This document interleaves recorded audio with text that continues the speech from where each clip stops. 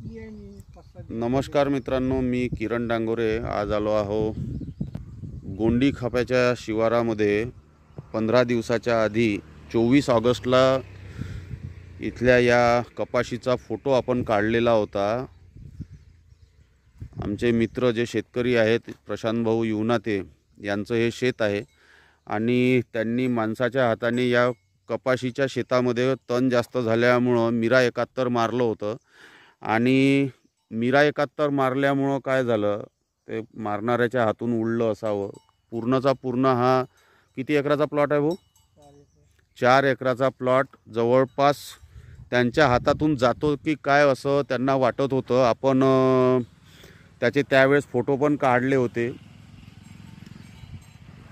तर त्यावेळेस त्यांना वाटत नव्हतं का कपाशी जाग्यावर येईल, परंतु TSQ प्रायव्हेट TSQ कंपनीचं जे ऑर्गॅनिक औषध आहे ते आपण यांना फवारणीसाठी दिलं होतं आणि TSQ कंपनीचंच ऑर्गॅनिक खतसुद्धा दिलं होतं।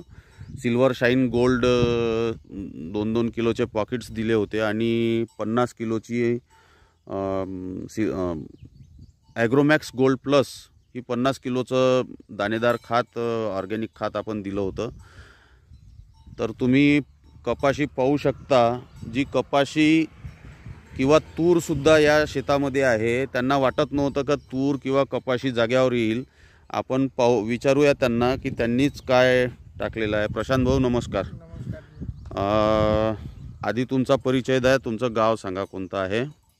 मी प्रशांत मोठ्याने बोला। मी प्रशांत आसाराम युनाते, हां, गाव गुंडी खापा, हां, तालुका माझा काटोल येते हां, आणि जिल्हा नागपूर। हां, गेल्या जवळपास मी 4 ऑगस्टला शेतामध्ये बरचसे तण झाल्यामुळे पावसानं न वापरू दिल्यामुळे मी रोजदाराच्या हातानं त्यांनी बाजूचे त्यांच्या शेतामध्ये त्यांनी मारलेलं होतं, परंतु त्यांच्या शेतामध्ये फवारा व्यवस्थित झाल्याने ते म्हणायला लागले की बाबा मी जमते मारून देतो। तर त्यांनी मारून दिला फवारा, परंतु ते हवा असताना सुद्धा ते काही लहान मोठे झाडं होते त्यांच्यावरती उडल्यामुळे कपाशी एकदम गेल्या 8-10 दिवसामध्ये मग खराटल्यावानी झाली होती। नंतर पलाटे सर आले।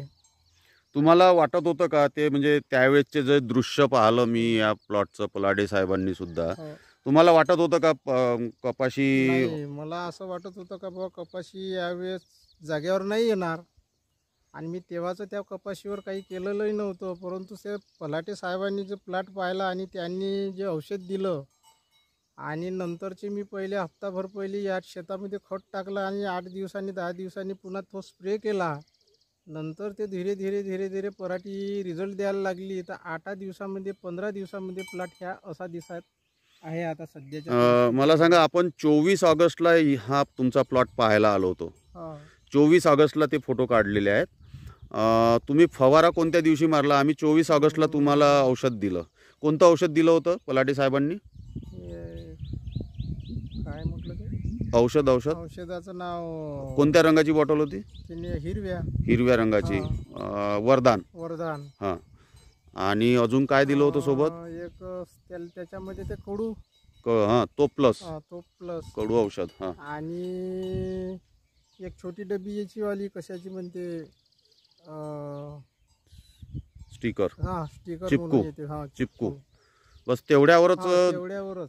मग खाताचा डोस दिला का मग त्याच्यानंतर? नाही, त्याच्या आधी दिला? त्याच्या आधी खताचा डोस दिला, हलकासा दाणेदार दिला, त्याच्यात थोडाफार विरियाडचा टाकला आणि थोडी DAP टाकली, आपलं ते ॲग्रोमॅक्स गोल्ड प्लस। आणि परंतु ते खत चांगलं लागलं नाही, कारण का पाऊसच नाही तेवढा झाला आणि तेव्हापासून पाऊस नाही झाला। पाऊसच नाही झाला मग तुम्हाला काय वाटते, खात लागलं नाही? त्या प्रमाणात खात पाऊस जर झाला तर खात लागून जाईल, लागू शकते अजूनही।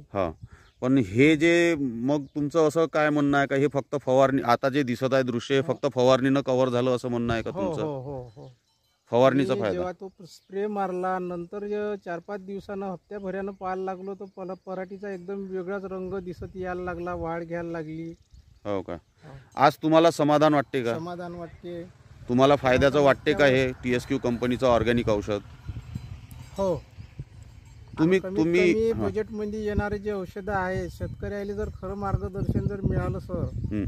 तर निश्चितच काही खर्चातून तो तुम्हाला काय वाचू वाटते, शकते. तुम्हाला ही फवारणी केली तर तुम्हाला हे महागाची पडली का कसं, तुमचं नाही, काय नाही, मत आहे? नाही, नाही. हे फवारणी जे मी 20 पंपाची घेतली आहे फक्त 1500 रुपयाची घेतली हां. त्यांनी दिली आहे. किती एकर प्लॉट कव्हर झाला तुमचा? हा प्लॉट म्हणजे जवळपास 4 एकराची फवारणी मी 20 पंपामध्ये केली 1500 रुपयामध्ये. 1500 रुपयामध्ये म्हणजे जवळपास 18 डबे लागले, 2 डबे जास्तच हे करून त्याच्यामध्ये तुमची तूर पण कव्हर झाली का त्याच फवारणीत? त्या तुरीबद्दल काय फवारणीमध्ये रिप्लाय? तुरी तर एकदम पिवळ्याच पडल्या होत्या. हां. तो स्प्रे रोजदाराच्या हातानं मी म्हटलं का बाबा त्याला तुरी पण घे. हां. तुरी घेतल्या तेव्हापासून ह्या तुरीचा रंग, तुरीची वाढ बी झाली. हां.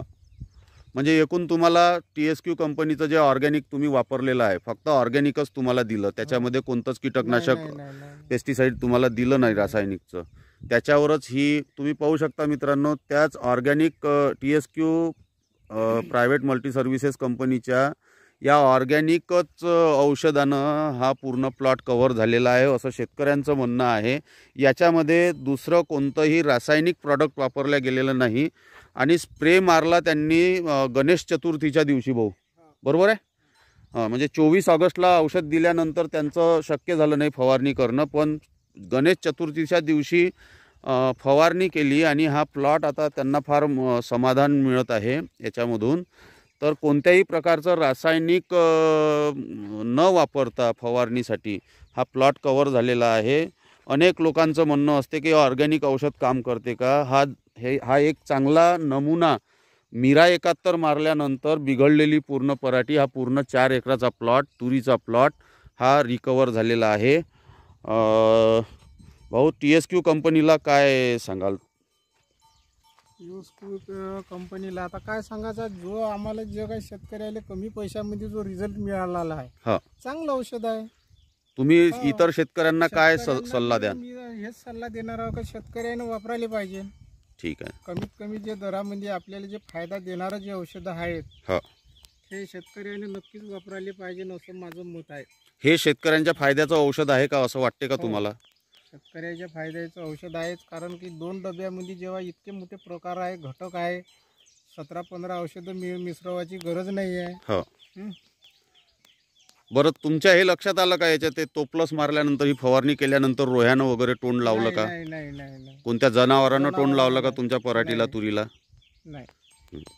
तर अशा पद्धतीनं आज हा प्लॉट पाहायला आपण आलो होतो. धन्यवाद.